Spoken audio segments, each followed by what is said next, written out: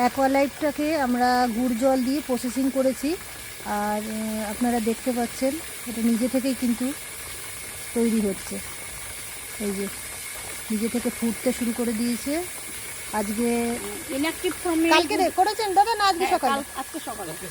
আজকে সকালে এটা করা হয়েছে, প্রসেসিংয়ের জন্য বসানো হয়েছে। 24 ঘন্টা থাকবে, তারপরে এটা 48 ঘন্টা আচ্ছা, দুদিন পরে এটাকে আবার পুকুরে দেওয়া হবে।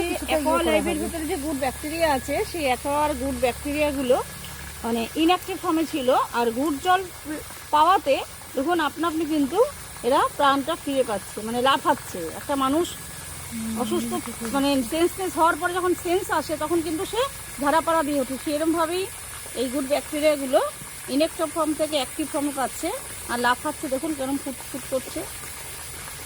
সত্যি আমাদেরও জানা ছিল না অ্যাকোয়ালাইফটা ভেতরে এত প্রাণ আছে, তাই না গাছটি?